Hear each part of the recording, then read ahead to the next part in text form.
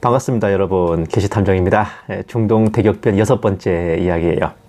혹시 스타크래프트 게임 해보신 분들 아시겠지만은 초창기에 나왔던 오리지널 캠페인하고 확장판인 브루드워를 통틀어서 총 마지막 미션의 제목이 오메가였습니다. 스타크래프트 게임 안 해보신 분들께는 좀 양해를 구할게요. 외계 괴물 종족 저그의 승리로 끝을 맺는 스토리인데, 게임이 끝나고 마지막에 나오는 엔딩 동영상에서 저그의 주인공인 캐리건이 독백을 한 장면이 나와요. 보시면 캐리건에게 패한 지구 함대가 열심히 후퇴를 하는 와중에 연설을 합니다. 다시 한번 나는 쓰러진 적들의 시체 위에 서 있다. 승리했지만 이쪽도 피해가 없는 것은 아니다.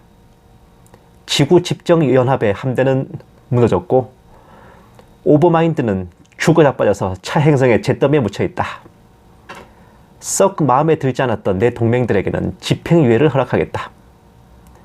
그들의 힘과 결의를 시험할 때까지 결국은 모두 최후를 맞겠지만 나는 칼날 여왕, 누구도 나의 지배에 도전할 수 없을 것이다. 아주 패기가 넘치고 싸가지가 넘치는 마지막 연설에 학생 시절에 본 게시탐정이 무진 감명을 받았어요. 언젠가 이벤트를 꼭 써먹을 날이 오기를 몇십 년 동안 기다려야겠습니다. 인류의 종말, 최후의 심판이라고 하면은 아주 많은 매체에서 핵전쟁을 떠올리는 경우가 많은데 정말 그래요. 인류의 최종 병기라 하면 핵무기가 단연 그 상징과도 같고, 핵무기는 종말론적 대전쟁에만 봉인이 풀려 사용되는 걸로 알려져 있어요. 왜? 핵이 일단 투입됐다 그러면은 같이 죽자는 거나 마찬가지이기 때문입니다. 2차 세계대전 후에 미국은 태평양의 마셜 제도에 속한 섬을 하나 골라가지고 주민들을 이주시키고 무려 67회에 달하는 원자폭탄, 수소폭탄 실험을 벌였는데, 그 섬의 이름을 따서 우리도 한번 핵폭탄 같은 센세이션을 일으켜보자고 해서 만들어낸 의상이 바로 비키니 수영복이에요. 그 디자이너 선생님이 누군지 몰라도 정말 고마우신 분인데, 어쨌든 이러한 실험을 통해 무럭무럭 발전해간 핵무기들은 다름 아닌 그 자체가 마지막 날의 실물 경점인데, 바로 선지자 요엘이 직접 언급한 말세의 징표 중 하나이기 때문입니다. 이게 말세의 징표라고요? 예.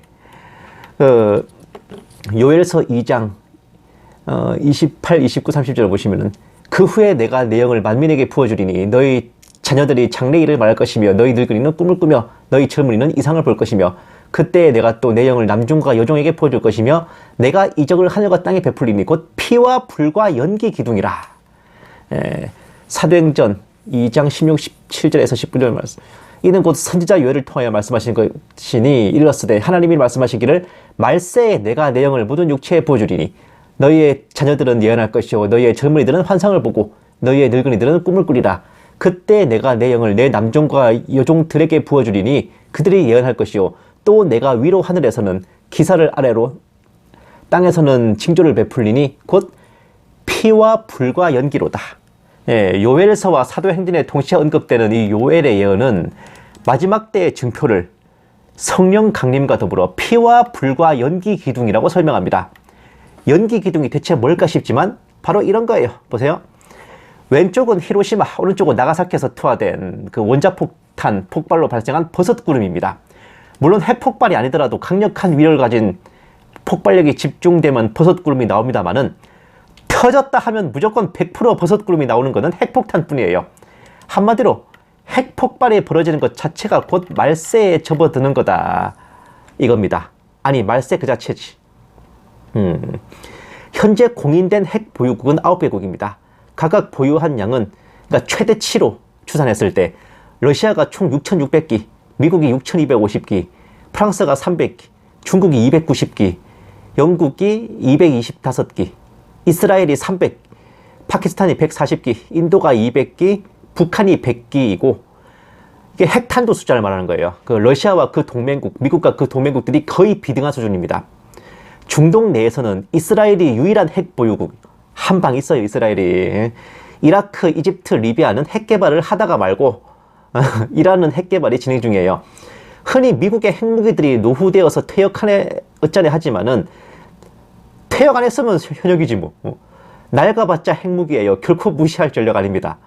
쌍팔년대 말에 냉전 말기에 미국, 러시아만 합쳐서, 그러니까 미국, 소련만 합쳐가지고 10만 개에 달하는 핵무기를 보유했던 것에 비하면 오히려 지금은 이쪽이고 저쪽이고 전력이 퇴보한 상태라고 보는 게 맞을 것 같아요.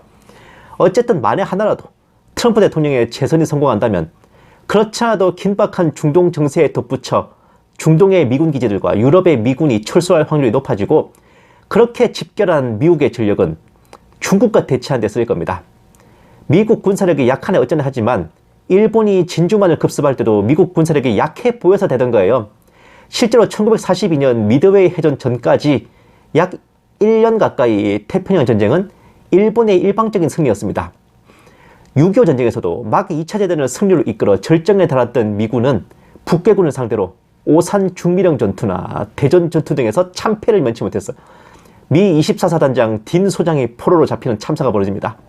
마산 전투에서는 2만 명의 킨 특수임무부대가 7천 명의 북괴군에게 고전하는 등 추태가 이만저만이 아니기도 했어요. 중공군 개입 초기의 졸전은 이루 말할 수도 없죠. 근데 그럼에도 불구하고 미국은 세계 최강국으로서 패권을 잡았으니 그 저력을 결코 가볍게 보아서는 안 될 겁니다.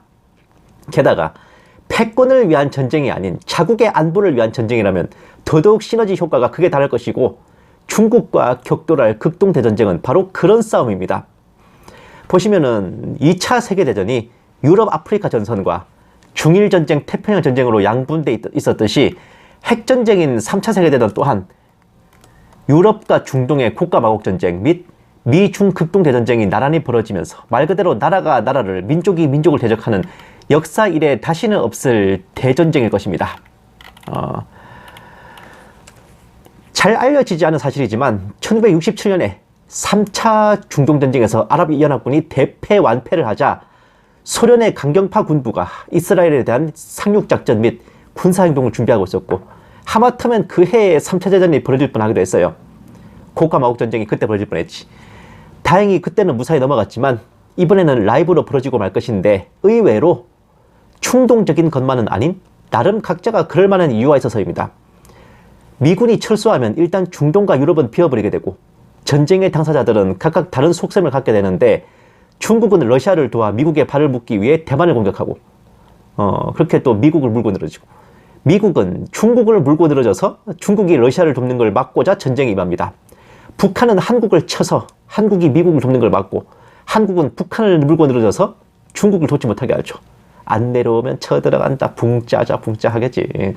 대만은 그 틈바구니에 끼어서 콩가루가 되고 일본은 열심히 물자를 실어 나르느라 바쁠 것이고 오롯이 혼자 외로운 늑대가 되어 남게 된 이스라엘을 치는 대신 러시아는 유럽으로 진격합니다. 예? 이스라엘을 치는 게 아니라요? 예, 이유가 있어요. 보세요. 미 안보 전문가 2년 후쯤 라트비아가 3차 대전의 발화점일 수도 있다. 2016년 11월. 2016년에 이미 미국의 안보 전문가들이 발트 3국의 하나인 라트비아가 3차 대전의 발화점이 될 수 있다고 경고했었는데 다음 러시아 침공을 대비해 21세기판 마지노선을 구축하는 발트 3국 8년이 지나서 발트 3국이 에스토니아, 라트비아, 리투아니아 이 세 나라가 정말로 러시아와 대치하면서 마지노선을 구축하기 시작했습니다. 오, 보세요. 근데 문제는 저 발트 3국에 이어서 이제 핀란드까지 나토에 넘어가면은 이 발트해가 봉쇄되잖아요. 러시아의 국경 쪽. 나토에 의해 발트해가 봉쇄될 것이 우려돼요. 러시아 입장에서는. 그리고 이스라엘을 치기 전에 먼저 후방을 안정화시킬 필요성에 의해서 그 병자호란 때 청나라가 명나라를 쓰러뜨리기 전에 먼저 조선부터 먼저 친 것처럼 그 후방을 안정화시킬 필요성에 의해서 러시아는 먼저 유럽을 향해 진격을 시작합니다. 핵폭탄 쾅쾅 터뜨리면서 말이야. 보시면 유럽을 삼켜버린 이슬람. 수니파, 시아파 양대 이슬람의 종주국 튀르키예, 이란, 사우디 등이 전부 러시아의 편에 선 상황에서 유럽 내 거대한 무슬림 집단들은 내부에서의 테러와 봉기로 러시아의 침공에 호응할 것이고 막말로 유럽 내에 이슬람 인구가 몇 천만 명이야. 그 사람들 들고 일어나 봐요. 어떻게 되나. 결국 이로 인해 나토라 불리는 북대서양 조약기구 EU라 불리는 유럽연합은 붕괴됩니다. 그러고 나서 보세요. 유럽이 정리되자 러시아는 이스라엘로 총검을 돌리게 되고 하마스를 토벌한 후 한숨 돌리고 있던 이스라엘은 러시아군과 더불어 선봉에 선 이슬람 연합군의 대대적인 침공에 직면합니다. 보세요. 황금돔 사원이 폭파되면서 전쟁이 시작될지, 아니면 전쟁이 끝나고 중동 평화협정을 맺은 후 황금돔 사원을 폭파시킬지 미지수긴 하지만, 에스겔서에 따르면 마고고왕 곡이 갈고리로 아가리를 꿰어서 끌려 나오듯이 나온다 그랬으니까 굉장히 불가피한 상황에서 부득이하게 치르는 침략일 겁니다. 아마 이스라엘의 공격으로 최소한 황금돔 사원의 황금돔 정도는 폭파되는 도발이 벌어져서 곡의 동맹들인 이슬람연합군과 이스라엘이 전쟁을 시작하는 상황이라 곡도 말려드는 게 아닐까 싶기도 하거든요. 그러나 어쨌든 이스라엘을 공격하는 건 선을 넘은 짓인지라 여기서부터는 하나님께서 개입하실 차례입니다. 재래식 군사력이야 튀르키예, 이란 등이 앞선다 해도 이스라엘은 그들이 갖지 못한 300기 상당의 핵탄두들을 아낌없이 그들에게 퍼부을 것이고, 이스라엘의 핵공격과 더불어 러시아의 핵무기들도 어쩌면 하나님께서 손수 조종하셔서 4일로 안에서 발사되기도 전에 폭발한다든지 타겟 설정이 변경돼가지고 아군들 쪽에 떨어진다든지 함으로써 곡과 마곡의 연합군들을 개발사를 내버릴 겁니다. 동시에 에스겔 선지자가 예언한 대로 곡이 이스라엘을 치러 오는 날 대지진과 산사태, 급성 전염병과 폭우, 큰 우박덩어리와 불과 유황 등이 아낌없이 떨어져 침략자들을 싹싹 쓸어버리며 마침내 러시아 군대는 6대 군관구 중에 하나만 남고 몰살을 당할 겁니다. 그나마 러시아는 군사력만 손실을 입지만 아랍, 이슬람 진영은 군대는 물론 자국 국토까지 파멸적 손실을 입어서 나중에는 이스라엘에게 목숨만 구걸하는 신세가 될 겁니다.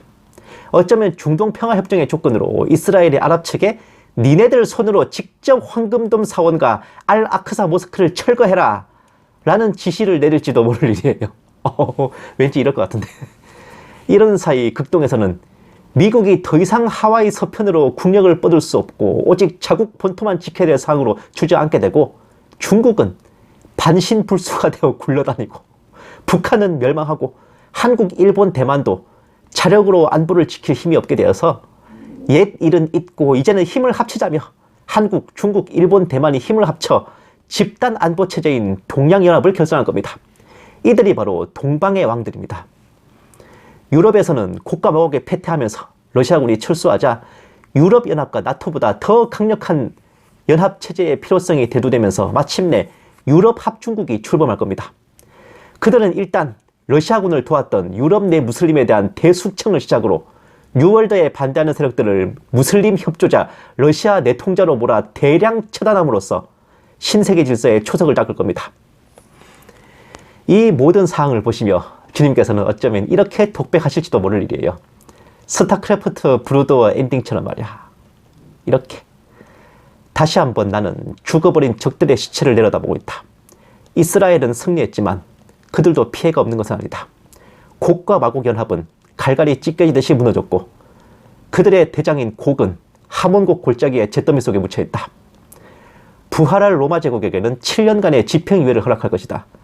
그들이 어떤 힘과 결의를 보이든 결국 심판을 면치 못할 것이다. 나는 만왕의 왕, 만주의 주이기에 누구도 나의 지배를 반대하지 못할 것이다. 이렇게 왠지 이 연설문 진짜 주님께서 써먹으시는 거 아니에요? 그랬으면 좋겠어. 이 멘트 꼭 써먹고 싶었는데 거의 한 20 몇 년 만에 결국은 해냈네. 다음 시간에 중동 대격변 마지막 회로 이어지겠습니다. To be continue. 감사합니다. 게시탐정이었습니다.